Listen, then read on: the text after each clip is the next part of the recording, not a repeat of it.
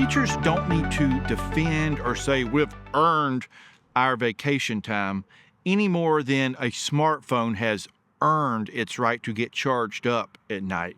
You charge your phone so that it operates at its optimum level. In the same way, rather than feeding this idea that working yourself to death nonstop is noble and the only way to get anything done that's meaningful, you don't have to engage in that. Any job is stressful when you're working and dealing with other people, okay? And what happens is we all go into survival mode, right? And when you're in survival mode, you get in these habits of just getting through the day, getting through the day, getting through the day. You go in, you leave, you start to dig a rut. And you'll do that for the next 5, 10, 15, 20, 30, 40 years until you retire, okay? And you may not change or innovate anything if you're so busy just getting by, doing what you've always done the way you've always done it. Then when you retire, you start to realize what you missed out on all those years in survival mode. They say hindsight's 20/20, right? Well, you look back at your life and say, well, why did I do that? Or why didn't I do it this way? Or I should, blah, blah.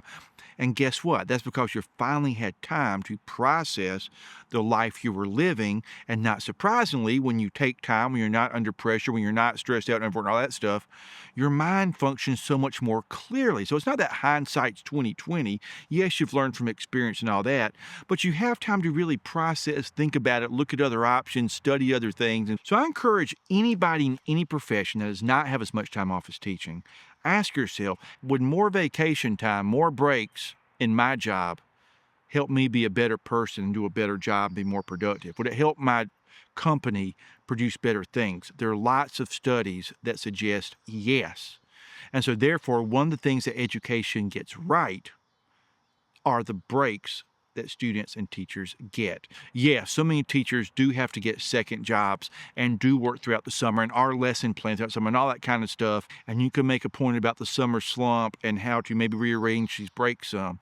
But at the end of the day, teachers, don't feel like you need to engage and defend yourself in your breaks. And I wish more humans and more working sectors had that time into their schedules. And I'm convinced it would lead to more meaningful productivity, greater employment, and be better for the economy than this old notion that we have to work ourselves to death. Or as we used to say in my day, sure, you can work yourself to death, but all you're going to get is a hero cookie. Cool vibe.